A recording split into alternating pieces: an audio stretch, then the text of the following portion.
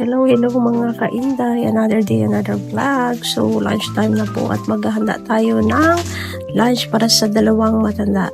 Kasi alas 12 na po at kagigising ko lang at hindi na po pwedeng bumalik sa higaan dahil gutom na po ang dalawang matanda. So kaya naman naghahanda ako ng mainit na tubig para mamaya ilalagay ko sa aking pansit. At minumuta pa nga si Inday. Oh my gosh, ayan, antok na antok pa yan. Pulaw pa more, puyat pa more. So kinukuha ko nga pala lahat ng mga ingredients ng mga lahat ng mga leftovers sa loob ng ref at yun ang lulutuin ko para sa dalawang matanda. Kasi kung may darating na bagong mga grocery at hindi ko malulutong mga leftover ay masasayang lang po at mag-accumulate na naman sa loob ng ref at magyayaw-yaw na naman ang bossing ko. Ayan nga, nilalabas ko na at inahanda ko na yung kutsilyo. Huwag kayo mag-alala, hindi ko po kayo kakatayin, okay? At yan na po ay leftover ng aking mga niluto rin kagabi kasi nagluto ko kagabi ng spinach. Ayan ay mga mushroom na natira at ihahalo ko po yan sa aking pansit. Kung mapapansin nyo po ay hinahabol po ng kabayo si Inday dyan sa paghihiwa kasi inaantok pa yan. Hinahabol na yung oras at gusto pa atang bumalik sa higaan mga kainday.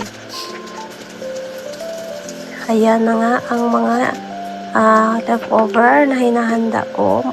Nagiwa rin lang naman ako dyan ng tofu para iprito yan mamaya. Pero meron silang crispy na protein sa kanilang pansit.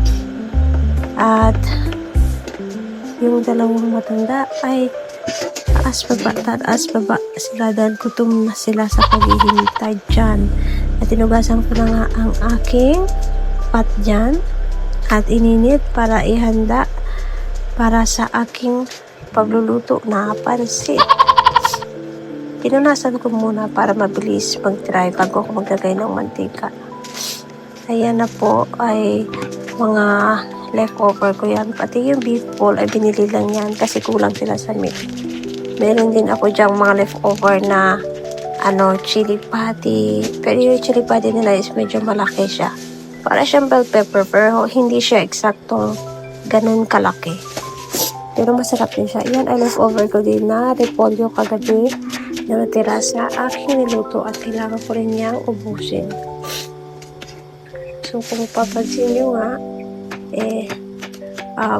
lahat ng mga gulay na yan is mga 1 week ko na po yan na mga leftover.